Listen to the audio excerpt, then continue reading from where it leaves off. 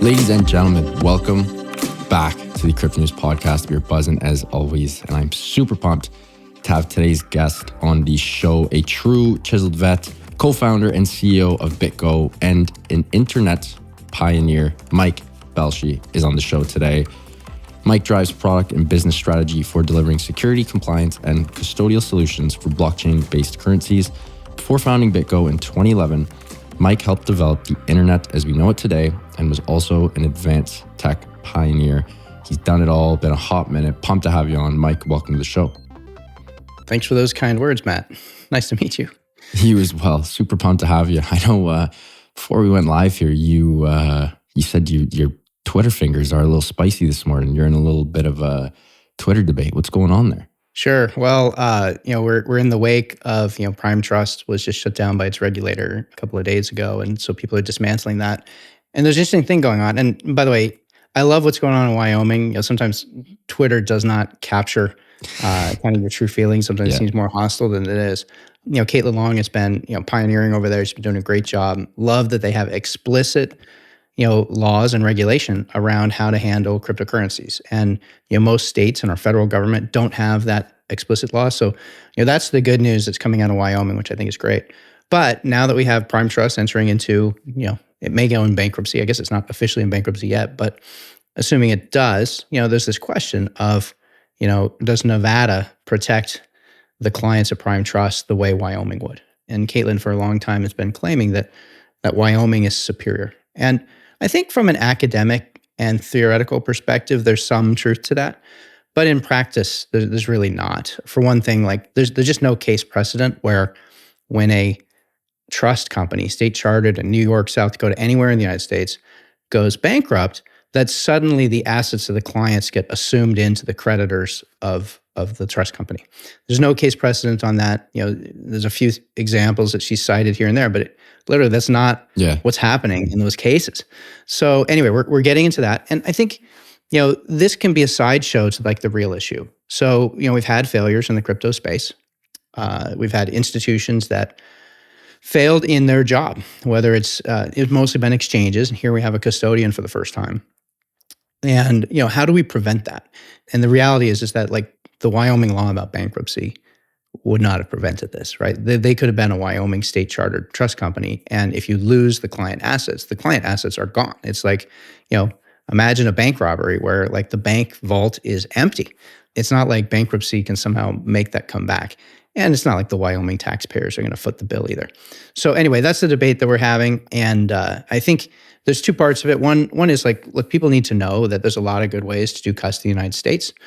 State chartered trust companies are some of the largest trust companies in the world. Bank of New York Mellon, state chartered trust company out of New York. The DTC, which manages all of the stocks, equities in our markets, also New York State chartered trust company. So it's a perfectly viable way to run a trust company. And, the arguments to the counter are kind of silly.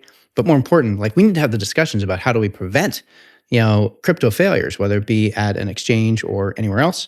And I think that's the more interesting thing to discuss.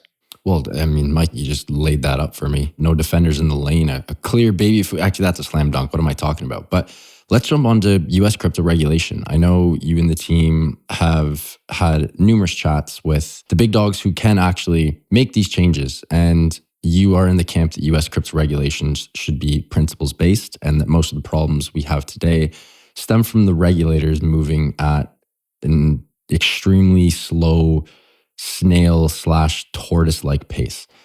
If you were running the show, you are head of the SEC, you are head of regulation, what would Mike Belshe do to make sure that we prevent further crypto failures? Well, look, I wish I were smart enough to be able to give you a perfect playbook answer. I do not have that. And also, just kind of on your intro there, I would not put all of the blame at the foot of regulators. But I think that they do have a hand in it at this point by having not helped regulate sooner. I think a couple of clear examples. Number one, Silvergate Bank, had a massive concentration risk in the crypto sector. I think 90+% of their revenue all came from crypto clients. Why was it that high?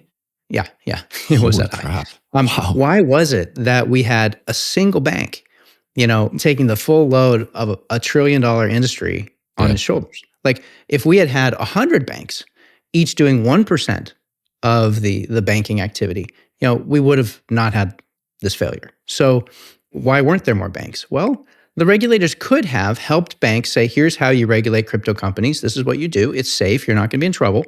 We're going to work with you. We're not going to fine you on the other side if you're doing things in earnest to protect client assets and investor protections, right?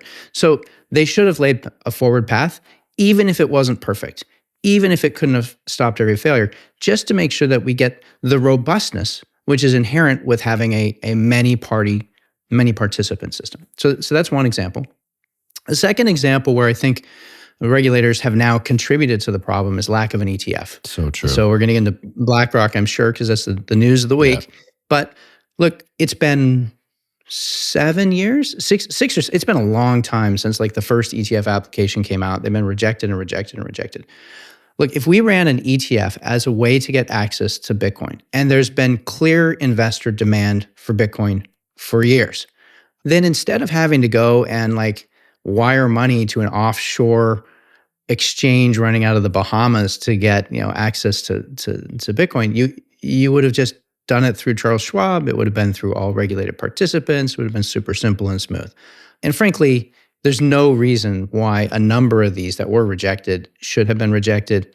You can even see this in that there's like some ETF futures, Bitcoin futures ETFs, and those have the same controls and the same dependency on having a good price index as a spot ETF would have. So the fact that they were able to approve that, but not the spot ETF, it just shows that there's some picking and choosing going on, which is not related to the actual ETF. It's related to someone's desire to decide what can and can't be put into an ETF. All right, so now consumers, investors don't have access to ETFs, which could have been a very safe vehicle, certainly much safer. Wouldn't guarantee perfection, but the regulators haven't allowed us to do that, and instead we've had other types of failures. One of the points that you specifically, Mike, have said many times about the importance and security of the ETF, the US has undoubtedly like the best traditional financial firms who specialize in risk stewarding on the whole planet. Like the best risk management people on the planet are US firms, and it just seems like a no-brainer to launch the ETF. Playing the devil's advocate side, why did they not want it? Like I genuinely do not understand it. Well, look, I mean, I can't really understand the logic on the other side either. But I think it is about power and money. So let's see a couple of things. Like, is the US the best at managing risk? Probably. Is it perfect? No, it's not perfect. And we see that right now, completely unrelated to the crypto markets, is the inverted yield curve of US treasuries causing banks to have mismanaged all of their client funds. And this is the cause of like SVB going under. It had nothing to do with crypto, nothing to do with Silicon Valley, had everything to do with bank management under supervision of the best and brightest of, our regulators. And I'm not trying to put blame on them, actually. There may be blame there, but really what I'm trying to point out is that, look, there's imperfections in any system that you put forward, and yet you put it forward anyway. And the US markets, the reason I say they're the best is like, look at where the US sits, in the equities world, in the treasuries world, globally, right? Yeah. We have an open system where US participants participate, where foreign money can participate, and people know that they're going to have consistency of result. I mean, a lot of what you're building with trading in markets is markets that people can count on, right? If you're going to invest in a market, you need to know you're not going to get rug pulled, right? We didn't hear the term rug pulled before crypto came along. Why? It's true. Because we had markets which help prevent that. It's not perfect. Bernie Madoff, that guy was a rug puller, right? So anyway, I have advocated for, yes, if you want to upgrade the crypto risk-taking system, make sure that all the things that we've learned from the past can be applied. Now, I also want to be careful here. And you asked a moment ago about principles-based regulation. So I want to come back to that because it's really important. The existing traditional financial system has identified and partitioned risk in a certain set of ways. And it has some goodness to it. It's not perfect. It still has some ability for flaws. What's happening now is that all of a sudden software has moved into the financial services sector like never before. Anybody across the globe can create financial services products Yep. and sell them across the internet. That's what's happening. So regulators are grappling with what does it mean to be in that global context? I mean, previously you couldn't have money inside your computer, right? You couldn't fit the quarters inside. To be a bank. So, so all of a sudden they're dealing with that issue. But the second thing is that this opens up innovation, and innovation just changes super fast. So having a rules-based regulation where you say, hey, this is rule A, here's rule B, here's rule C. And by the way, there's millions of rules across multiple regulators. It's like really hard to make that work for all of the innovative types of things. So not every regulator is based off of rules. Right. In the UK, for instance, they have this thing, it's principle-based regulation.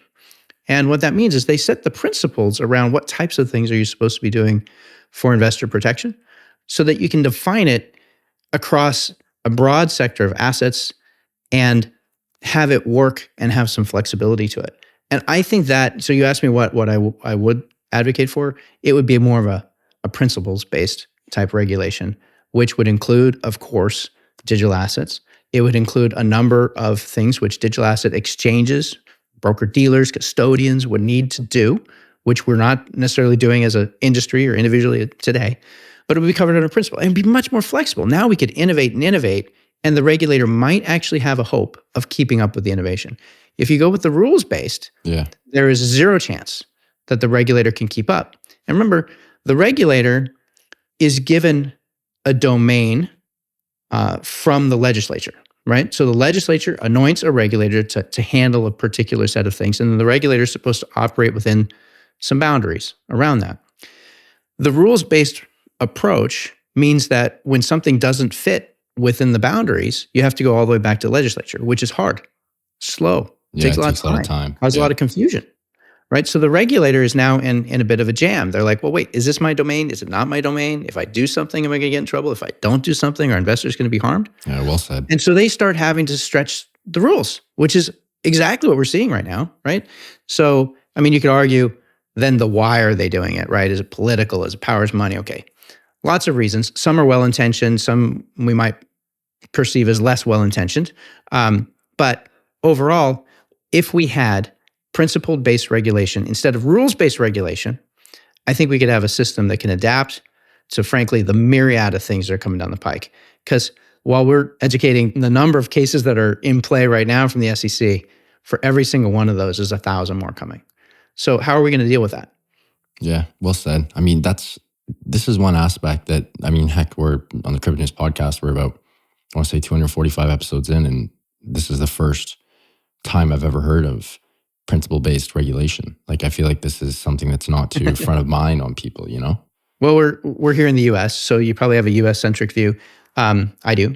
And, this is things that have come up over the last, several years as we've been talking about market structure. And, BitGo's mission is delivering trust in digital assets.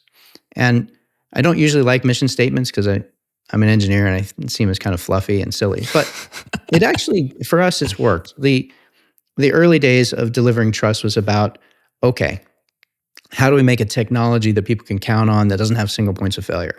And we built that. Then after we'd done that for a while, people needed a fiduciary. We thought that like the traditional fiduciaries would come in and use our software and our hardware and deploy that in a safe way underneath their regulatory umbrella and know-how. You have to do it yourself. We had to do it ourselves. So the second phase of BitGo was that. And now we're in the third phase, and we've been here for a while. This is the hardest phase for sure, is how do you get a market structure that's conducive to the trillions of dollars of digital assets that we want to flow through it? And just having these verticalized exchanges where, the exchange acts in every function. It's the broker, it's the exchange, it's the custodian, it's the clearinghouse. Does it all. It's just ripe for failures. And we've seen those failures. Now, there's good reason why it's evolved this way because, people didn't know how to handle it in the beginning. It really is different from traditional finance. It evolves really, really quickly. So it needed a different caliber of company to be able to handle that. And so that's why it's emerged this way. But now we have to start getting more serious about how do we provide stability so that we can actually have really good trading and investing markets that people can count on. I think our role as a custodian, people want stability of result, right? They want consistency. They want to know that they're not going to have any kind of failure. There's still a lot of failures that are yet to be addressed, broad classes of risk that we need to take on.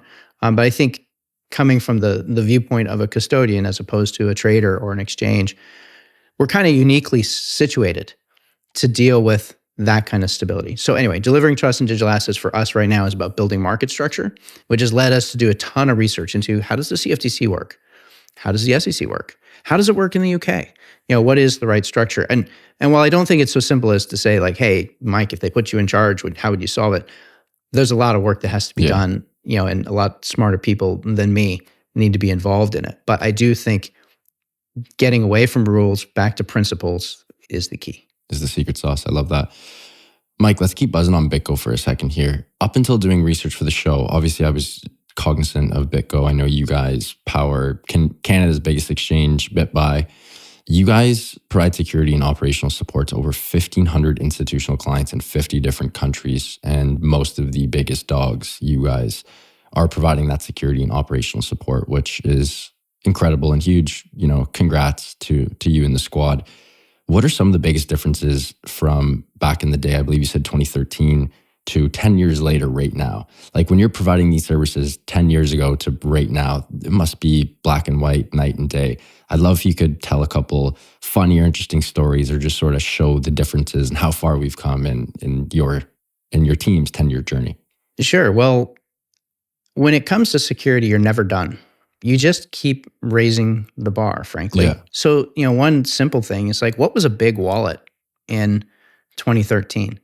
And a big wallet was like, I don't know, 10 million bucks, right? And that was like, wow, that's a lot. By 2015, we were seeing $100 million wallets. By 2017, we were seeing $1 billion wallets. And these are institutions, not singular people. Bit of both? You don't always know. Oh, wow. Look, there's definitely some people that have some really big wallets. Yeah. And when I say wallet, I don't mean like a single address on-chain. There are some billion-dollar on-chain wallets, but in general, I'm talking about how do you architect a series of wallets to appropriately secure 10 million, 100 million, a billion. And as we look forward, we want to be able to carry all asset classes through digital technology. It's coming, right? And you hear this. There's a lot of excitement about tokenized securities, asset-backed securities and tokens, et cetera. These can be done and they will be regulated. Some of them will fit under existing regulation, but we need rails for handling all this stuff that's ready for $1 trillion, $100 trillion, like massive volumes and flows. So you're just never really done. And back in those early days, the security that we were applying was very much kind of a naive approach around just how do you build the initial technology. Now, the good news is like the security principles that you use, eliminating single points of failure, basically you just keep doing that, right? So in those early days, having one key wasn't enough. You split it into two keys. Okay. Having one person hold those two keys, that wasn't enough. You split it across two people. Okay. Having two people hold those keys, that wasn't enough. You split it across three or an organization. Having a single organization, split it across two organizations. We've done all these things. Right now we actually have, when you're using BitGo today, most people don't realize this. I think we're the only company where this is true. You actually have two independent companies signing every single transaction inside of BitGo. And we are working towards making so that it's three. And then those are going to be separated across different jurisdictions. Why are we doing jurisdictional elimination of single jurisdictional point of failure? Well, that's because the regulatory landscape right now is still pretty unstable. Yeah, it's too wishy-washy. I'm not declaring right or wrong, yeah, but we know that it can change. And what do people that are coming to BitGo saying, hey, we want custody for billions of dollars of assets want? They want consistency. They want to know that like the rules aren't going to change, that somebody can't come in and take it away. So can we take those keys and spread them across multiple jurisdictions inside of multiple companies, all regulated? Yeah, we absolutely can. You've never been able to do this money before. But all right, so these are some of the things that we're doing. I think you're just never quite done. I think where we're spending our time today is probably more around the markets. How do the markets fit together rather than just looking at the pure technology of custody? But it's never ending. I love that. Folks, we're going to take a quick break. Got to give a huge shout out to our sponsor of the show, that is Prime XBT. And when we get back, we're going to jump into Go Network. For the first time, institutions can access, transfer, and settle USD and digital assets instantly, 24/7. We're going to get right into that. But huge shout out to Prime XBT, longtime friends of cryptonews.com. Prime XBT offers a robust trading system for both beginners and professional traders. Doesn't matter if you're a rookie or a vet, you can easily design and customize your layouts and widgets to best fit your trading style. Prime XBT is also running an exclusive promotion for listeners of the Crypto News podcast. After making your first deposit, 50% of that first deposit, that is 50%, will be deposited to your account as a bonus that can be used as additional collateral to open positions. Again, the promo code is CryptoNews50 to receive 50% of your deposit credited to your account. Now back to the show with Mike.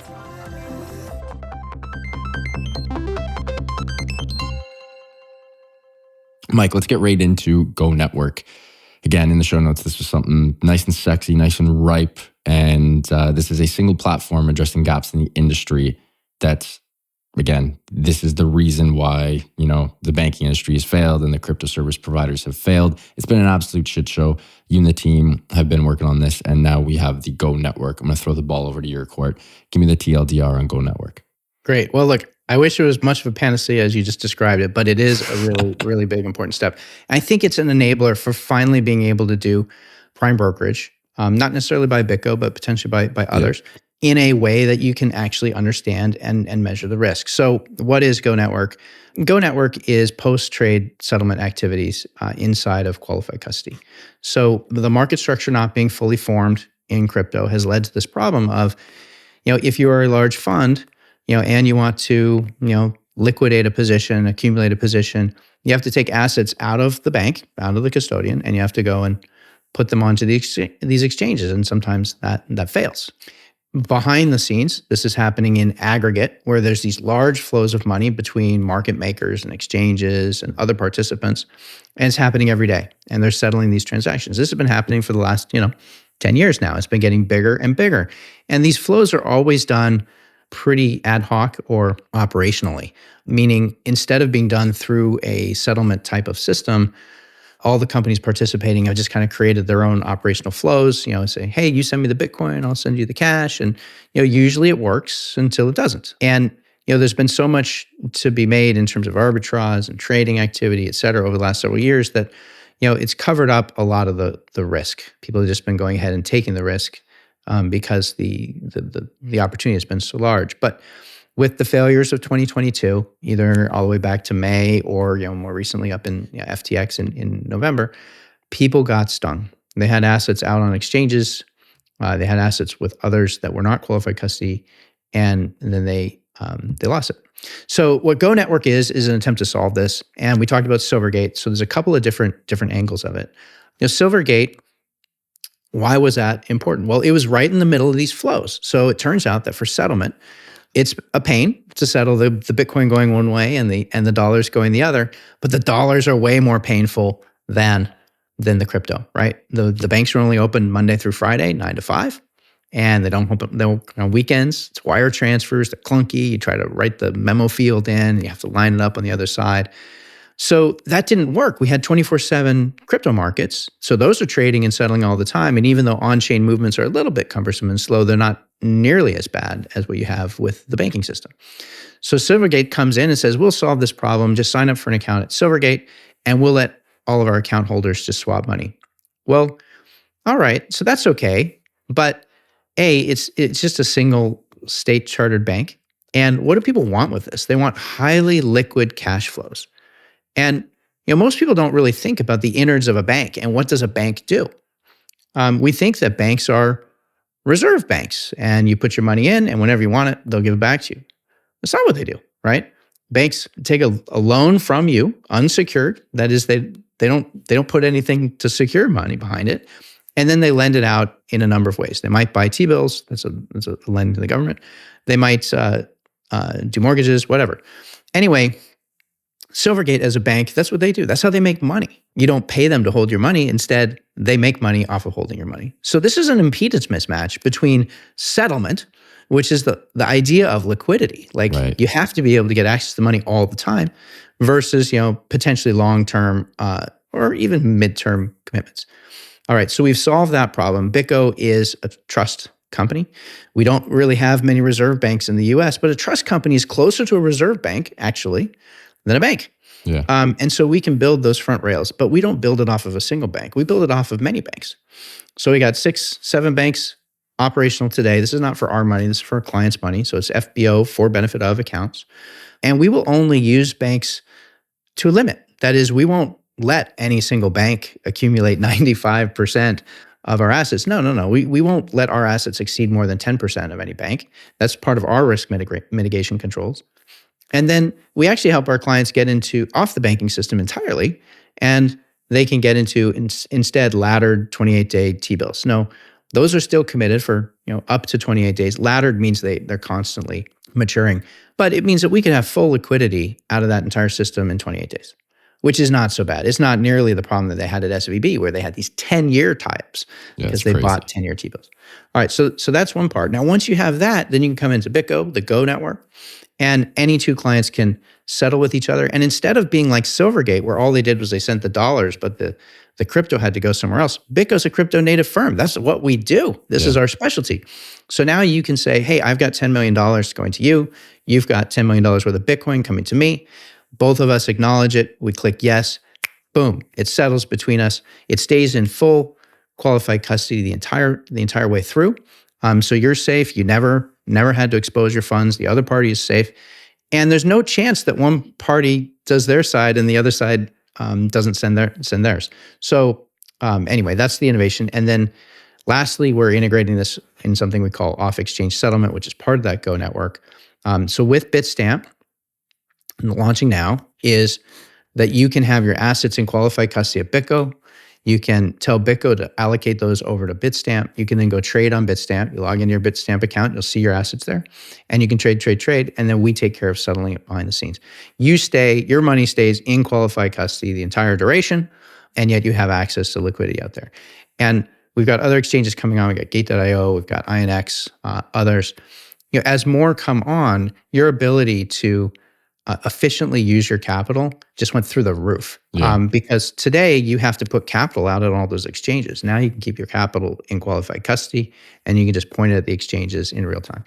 Seems like you guys and again, I'm probably going to be way off here. So, I'm definitely going to shoot myself in the foot, and I will let you know this as I'm about to give you my hot take here. But it seems like you guys are just a peace of mind factory. Like, you guys solve complex problems and security issues and multi-million or billion-dollar issues by just providing peace of mind to clients. Like, obviously that's the very high level and not discussing any of the nitty-gritty, but like everything you're talking about, Mike, it's just like we're giving you peace of mind in issue A, issue B, issue C, issue X, Y, and Z. Like, seems like you're just a peace of mind factory. Well, thank you. Look, I think that's a big part of what it is. Custody is supposed to be a pretty boring business. We want it to be stable. We want it to just operate and work. When you're thinking about kind of the retail flows, just your kind of your own money, your own trading, your own storage, whatever it may be, that's one level, and it's easy to kind of think about that. And you think about which brands you're working with, whether you're using Coinbase or whatnot, and then behind the scenes, that aggregates up into just millions and millions of people's activity, and then now you're talking about institutions moving other people's money. And we've got institutions that are in charge of other people's money. You want to know that those guys behind the scenes that you don't even see are operating at just a completely different level. Like when it's your money and you decide you want to put it in your sock drawer, that's your money. That's your choice. I wouldn't recommend that, but you could. But when it's other people's money, you can't put it in a sock drawer. You can't use a ledger device in some guy's drawer in an office. You have to use fiduciary care. So yes, what we're building, I suppose, is peace of mind. What is fiduciary care? What level of extreme have we gone to in terms of technology controls, financial controls, operational controls? And I'll tell you, a lot of it's just really boring and mundane, but the details matter. And we will see this, I think, in the next few years. We'll find out, who really took the care to figure out how to deal with natural disasters that blew out a data center that had keys, or a vault, or what have you. Do the backup systems work? and how do they work? And this is tough. So anyway, we've tried to design fault tolerance into the system. We use this 2 or 3 multi-sig. We also use MPC these days, but all the way down to the core, the architecture that we have underneath the hood allows us to do these things. And then we're trying to continually take better and better care. We do SOC audits and other things to prove that, not just to the world, but also to ourselves, to make sure that like the way we're operating is smooth. But yeah, peace of mind. You don't want to have to think about this stuff, but we do. In our industry, we do. There's too many failures. We are not good enough yet. One of the stats that blew my mind when doing research for the show is that you guys process almost 20% of all global Bitcoin transactions by value, and is the only sole institutional provider, custody provider for wrapped Bitcoin WBTC. How did you guys get this number so high? Like when you think of the sheer Bitcoin volume per day, especially, years ago in its peak, not years ago, about a year ago, 1.5 years ago, even present day, it's still bananas. But how did you get that number so high? Or is it just the obvious answer, which is doing the small, mundane, repetitive tasks that you guys do to, move the needle? Well, let's see, like the number of transactions, it's number of transactions by volume. So I think in terms of number of transactions, we're not nearly as high, probably 6 or 7%, something like that. But in terms of by volume, we hit a lot of the larger flows of money. And that's, of course, because we have an institutional focus. So, I mean, I guess if you wanted to say, why did it get that high? I think we provided a great service. And, we're connecting a lot of brokers, exchanges, and others that are doing large volumes and flows. So those are going through our wallets, kind of behind the scenes. When you think of Coinbase, I mean, obviously a much bigger institution than BitGo, but our wallets are used by thousands of companies, whereas their wallets are used by theirs. So even though they are a huge exchange, in terms of like the on-chain activity that they're doing, they're smaller than us, but they're only one exchange, whereas we're powering many. Very true. Mike, this has been an absolute treat of an episode. I'd love to jump in the hot take factory. If you have any hot takes, we need a couple of Mike Belshe hot takes before you leave us here. Let them fly. It doesn't have to be crypto or custody or finance related. It can be health, wealth, happiness, anything. But give me a couple of Mike takes before we let you go here. Well, let's see. I guess we're talking a lot about traditional finance and the crypto world. I think that today the crypto world is actually the most surveilled financial services system in the world. It's ironic that people think that crypto is not surveilled and needs more AML, KYC. I mean, I'm not saying it doesn't. It does need that at the endpoints, but we have public blockchains. You can see every single transaction. And the largest investigative recoveries of lost assets and funds across all asset classes of all time are actually already in the crypto space, even with the limited controls that we have in place. And the reason is because the blockchains are frankly just better. So anyway, we have an opportunity in front of us to rethink the rules. I'm not saying that the existing rules are bad. It's just that the solutions that were chosen were from yesteryear. And we can do new ones this year. So I don't know. That's a little bit more wordy than a hot take that you want. But yeah, I think that crypto actually already is the best surveilled financial system in the world. Interesting. Yeah. I mean, what was last week, 2 weeks ago? I forget what bank, JP Morgan, maybe it was someone else. There were 700,000 documents that magically disappeared. The records trend. I don't know if you remember that. It was, this happens like once a month, but it's just. Well, I commented on that one, right? Which is, I mean, the real tragedy is that why do they have to keep track of every single record? Why do they have to keep track of every text message with a client, et cetera? And this gets back to the point of the regulatory structure that we have today is very much dependent upon monitoring humans. And the entire point of blockchains is no, let's go and put that into the technology. The technology, once you've got that set, it operates the way it operates. The computer doesn't, decide to be a bad broker one day, and you can instead become a code reviewer. So actually, by the way, here's maybe a hot take. Regulators in the future are just software code reviewers. That's what they are, right? Touché. They just need to make sure the code works right. Yeah. And if it works right, then there's nothing else to do. They don't have to constantly go back and ask JP Morgan for 10,000 more documents. What were you doing on Tuesday? Yeah, just go check it out. One thing I totally forgot to ask you, Mike, you worked at Netscape, Lookout, Microsoft, Google, HTTP. You must have some, is there one particular story that stands out? Our listeners love stories. I love stories. Heck, who doesn't love stories? But you have any good stories from us from your days at the, big Web 1, Web 2 behemoths? Well, maybe I'll use one from HTTP 2. So, I was around in 1995. I can't take credit for HTTP. I was just, a young engineer in a fabulous place, had a lot of fun at Netscape. But, by 2000, I guess 8, I was back into the browser space at Google. We were building Chrome, was one of the first guys on that team. And I was tasked with figuring out how to speed up basically Gmail. And it led down this rabbit hole of looking at network performance and HTTP. And that ultimately led to the HTTP 2.0 protocol, which today everybody uses. And by the way, BitGo actually is on the RFC. If you go look up the internet standards for it, you'll see I think BitGo is the only crypto company that has its name on one. Google deserves the credit more than BitGo does, of course. But anyway, with HTTP in 2010, we'd learned that the reason why you need everything encrypted is very different than what had been discussed back in 1995. So back in 1995, Netscape was building SSL, the first secure sockets layer, the encrypted traffic that was needed in order to power e-commerce.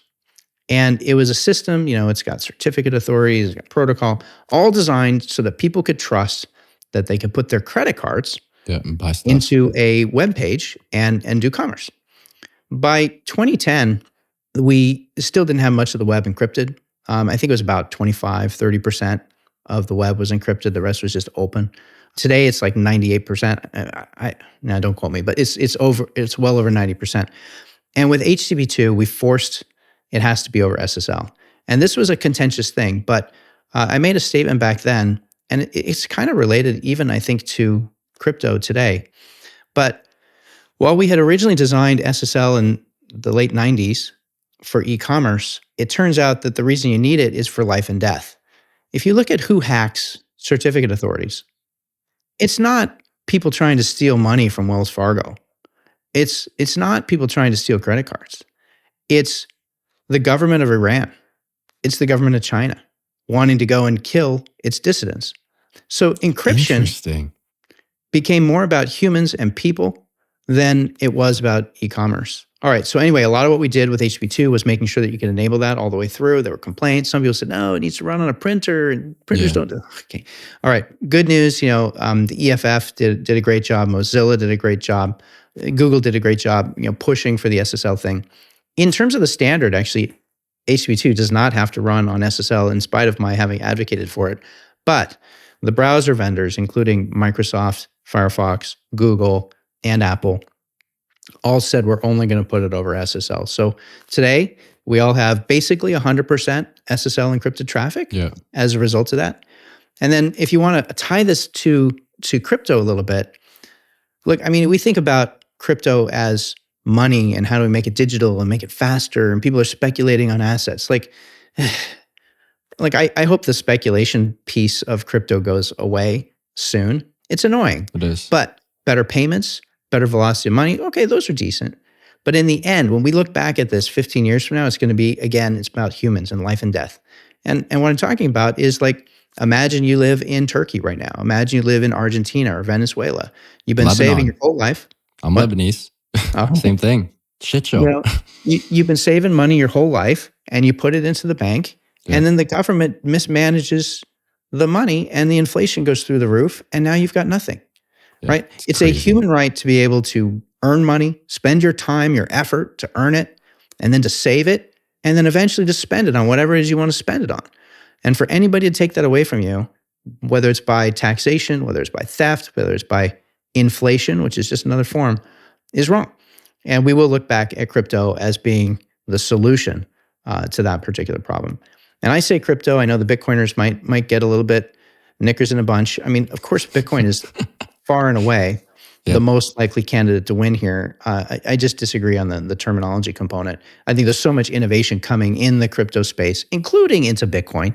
But yeah, Bitcoin's likely to be the piece that solves that particular inflationary safety problem. Thanks for telling those stories, Mike. One last thing I got to go back to. I'm such a huge Chrome guy.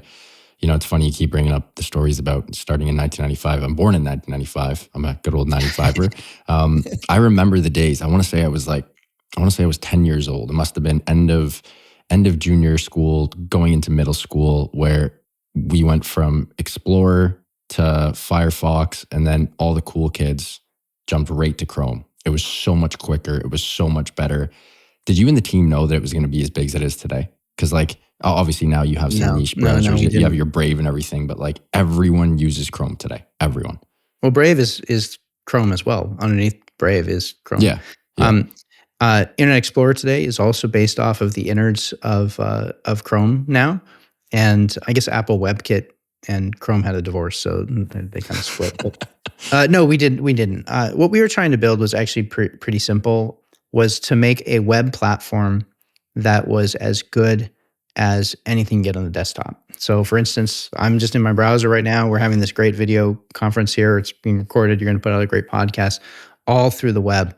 And just going back to like 2005, 2006, that wasn't doable because the browser standards were not moving. Yeah. And so Google was thinking like, how do we build an application platform that competes with desktop vendors like Microsoft if we got one hand or one hand and two legs tied behind our backs because the web browser doesn't promote us. So the entire point of Chrome was initially to just push standards further. And in fact, the early desire of Chrome was to actually work in Firefox.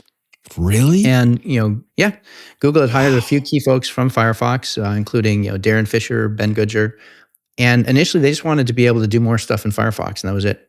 But they got stuck, and it wasn't radical enough. They couldn't move as far down the field as they wanted to, and so eventually forked into its own browser project. And then it was still going to be based off of the Firefox rendering engine. What was it called? Gecko. But at one point, one of the guys, I think it was Darren, actually did this test against WebKit, and WebKit was just rendering so fast. Yeah. And then we got into JavaScript, and actually, the early JavaScript team, they went to Apple and said, "Hey," because Apple had this JavaScript engine, it's called Spider Monkey, I think, which was the fastest JavaScript engine of the browsers. And the Google team said, "Hey, I think we might be able to make it a little faster." And Apple said, "Nah, maybe 2x faster, not much more than that. We've optimized it," which turned out to be dead wrong. So Google hired the guys that had done Java Hotspot years before that were just fantastic VM experts, team out of Denmark. And they quickly put together a prototype that was 20x faster than, it came together really fast for the early version. Then the hard part was all the details. But anyway, Apple was surprised. So look, the browser vendor space it was stagnating a little bit, right? IE had taken over, Netscape had failed. Firefox was good and open source, but it just wasn't moving quite fast enough. And Apple had a lot of other priorities, right? They're off building the iPhone and their own walled gardens, et cetera. So anyway, in comes Chrome. We really just wanted to push the standards and force the other browsers to do better. And it far exceeded everybody's imagination. In fact, I think probably back then, the idea that it would become 90%, maybe people would have thought that was a bad thing. And then there was a lot of concern about, we just got over the browser rendering wars. Remember, because you had Netscape and you had IE and you had all these different, and they were incompatible, and like building web pages really sucked. And then here we were going to introduce a new one by really promoting WebKit, which was Apple's rendering engine.